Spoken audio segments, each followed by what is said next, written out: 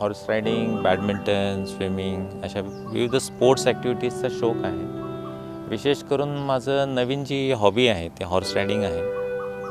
गेली 4-5 वर्ष झाले मी ह्या हॉर्स रायडिंगमध्ये इंटरेस्ट माझा डेव्हलप झालेला आहे. पूर्वी मी नंदुरबार डिस्ट्रिक्टमध्ये ॲडिशनल CEO म्हणून काम करत होतो. तर नंदुरबार डिस्ट्रिक्टमध्ये एक सारंगखेडा नावाची ग्रामपंचायत आहे आणि तिथे आपल्या इंडियातला 2 नंबरचा घोड्यांचा बाजार भरतो. तर कामाच्या निमित्तानं मला त्या ग्रामपंचायतला त्या यात्रेच्या निमित्तानं तिथे जाता आलं. दत्त जयंतीला तिथे सारंगखेड्याची यात्रा असते आणि त्या यात्रेमध्ये खूप छान छान लहान मोठे घोडे येतात. अख्ख्या आपल्या भारतभर तिथून येतात ते. आणि मग तसं माझी त्या प्राण्यांबद्दल त्या घोड्यांबद्दल खूप छान असं एक बॉन्डिंग झालं आणि मग मी त्या बाजारातूनच मी काही लहान घोडे खरेदी केले होते 5 वर्षापूर्वी.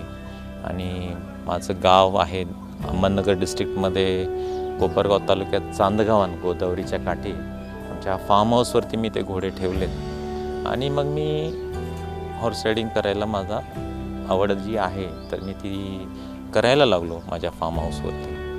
सुरुवातीला खूप जमत नव्हतं पण हळूहळू मला ते आवड असल्यामुळे मी छान पिकअप केलं. नंतर माझी वेगवेगळ्या ठिकाणी पोस्टिंग झाली. धुळे असेल, सोलापूर आहे. तर तिथेसुद्धा मी जिथे ज्यांच्याकडे घोडे आहेत तर त्यांच्याशी संपर्क करून तिथे शोधणार कुणाकडे घोडे आहेत तर त्यांच्याशी जवळीक त्यांच्याशी मैत्री करून त्यांचे असणारे घोडे यांच्याशी बॉन्डिंग करून मी रायडिंगचा शौक माझा पूर्ण करत राहिलो. सोलापूरमध्ये या ठिकाणी सचिन हक्के आणि शिवा हक्के म्हणून आहेत. ते कुंभार वेसला इथे राहतात. त्यांच्याकडे खूप छान घोडे आहेत आणि माझे एक धुळ्याचे मित्र आहेत. त्यांनी मला त्यांचा संपर्क सांगितला आणि मग त्यांची माझी भेट झाली आणि त्यांनाही सुद्धा खूप आवडीनं मला हॉर्स रायडिंगचा माझा जो काही शौक आहे याच्यासाठी खूप छान सहकार्य केलं. मी नियमित जसा वेळ मिळेल त्यांच्याकडे हॉर्स रायडिंगसाठी जात असतो. त्यांची जी घोडी आहे खूप शांत आहे आणि खूप हुशार आहे, बुद्धिमान घोडी आहे. पायल नाव आहे तिचं. आणि माझं आणि त्या पायल घोडीचं खूप छान एक नातं तयार झालेलं आहे. आणि प्राणी जे आहे प्राण्यांवरती आपण जेव्हा प्रेम करतो प्राणीसुद्धा एक वेगळ्या प्रकारे आपल्याला रिस्पॉन्ड करतात.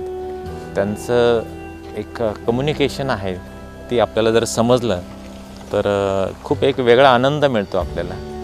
आणि आपण सर्वांनीसुद्धा हॉर्स रायडिंग किंवा असा जो शौक आहे एक आपली ट्रॅडिशन आहे. आपली एक फार जुन्या पद्धतीनं आपल्याला माहीत आहे फार काळापासून आपल्याकडं घोडे जे आहे सैन्यामध्ये वापरले असायचे, शर्यतीमध्ये वापरले असायचे. तर एक प्रकारचं हे एक ग्रामीण भागातलं एक आपलं एक वैभव आहे. या निमित्तानं ते जोपासलं पण जाणार आहे ग्रामीण भागामध्ये. आणि आजकाल महाराष्ट्रामध्ये भरपूर ठिकाणी छान छान घोड्यांच्या यात्रा भरवल्या जातात. अश्वप्रेमी मोठ्या संख्येने तिथे येतात. मोठ्या प्रमाणावर अश्वांची खरेदी होऊन उलाढाल होते, रोजगार निर्मिती होते. आणि हा जो एक अश्व हा जो प्राणी आहे याच्याबद्दल लोकांचं जे काही प्रेम आहे ते सुद्धा आता वाढत चाललेलं आहे. मध्यंतरी अश्वांबद्दलचं जे काही एक अश्व पाळणे हा थोडासा कमी झालेलं होतं पण अलीकडच्या 10-15 वर्षामध्ये पुन्हा आपल्याला एक चांगले दिवस येताना दिसत आहेत. तर मला असं वाटतं का हा जो काही अश्वप्रेमी आणि अश्वारोहण हा जो काही सगळा एक नातं आहे सर्वांचं हे खूप छान प्रकारे भविष्यामध्ये आपल्याला याचं वेगळं चित्र अजून बघायला मिळेल. तरुण पिढीनेसुद्धा यामध्ये यावं, अश्वारोहणाचा आनंद घ्यावा, अश्वारोहणामध्ये त्यांनी त्याचं प्रशिक्षण घ्यावं. विविध ठिकाणीसुद्धा महाराष्ट्रभर आता अश्वारोहणाचे प्रशिक्षण शिबिरं सुरू आहेत. आपण बघतो शहरांमध्ये मुलांना दुचाकी असेल, 4 चाकी वाहनं आहे हे चालवण्याकडे जास्त कल असतो. आपलं आणि त्या अश्वाचं एक बॉन्डिंग व्हावं लागतं आणि त्या अश्वाची नेमकी त्यावेळेची मानसिक स्थिती कशी आहे, नेमकं त्याच्या मनात काय विचार चाललेला आहे हे सुद्धा आपल्याला समजून घ्यावं लागतं. आपल्याला खूप फोकस राहावं लागतं अश्वारोहण करत असताना.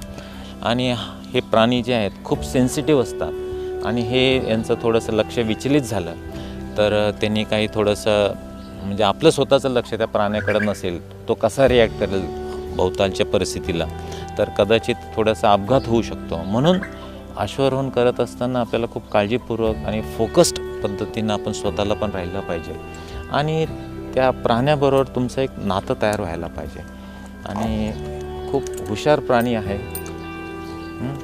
लॉयल आहे आणि एक वेगळा आनंद आहे. हे अश्वारोहणाचं जर तुम्हाला म्हणतो आपण जसं एक ॲडिक्शन आहे, हे जर तुमचं याची आवड प्रेम तुमचं निर्माण झालं तर हा खूपच सुंदर छंद आहे. यांना व्यायामसुद्धा खूप छान होतो. आपले पाठीचा व्यायाम, पाठीचे मणके आहे, आपले मांडीचे स्नायू आहेत आणि पूर्ण बॉडी आपल्याला घोड्यावरती बॅलन्स करावं लागते. आणि ते बॅलन्स म्हणजे असं नसतं का अनिश्चित असतं, म्हणजे त्यावेळेस म्हणजे घोड्याचा स्पीड असेल, रस्ता थोडासा वळणाचा आला असेल, उताराचा चढ आला असेल, तर वेगवेगळ्या स्नायू आपले त्यावेळेस कार्य करत असतात आणि मग सर्व प्रकारच्या सर्वांगीण बॉडीचा एक व्यायाम या ठिकाणी होत असतो. अश्व सांभाळणं, त्यांना छान पद्धतीनं मेंटेन करणं, तसं तर हा खूप खर्चिक आहे बाब. त्यांना खूप छान आहार द्यावा लागतो. हरभरे असतील, गहू असतील, वेगवेगळं अन्नधान्य जे आपण मानव म्हणून आपण जसं खातो तसं हे घोड्याचं, अश्वाचं हे जे बायोलॉजी आहे, पोट आहे, हे माणसांसारखंच आहे. आणि चांगली तब्येत ठेवण्यासाठी चांगल्या आहाराची गरज आहे, चांगल्या व्यायामाची गरज आहे. आणि जेवढं प्रेम आपण या प्राण्यांना देऊ तेवढं प्रेमसुद्धा ते आपल्याला रिटर्नमध्ये देत असतात. फक्त त्यांनी आपल्याला कसं प्रेम देतात ते समजण्यासाठी आपल्याला थोडंसं यांच्याबरोबर बॉन्डिंग करावं लागतं.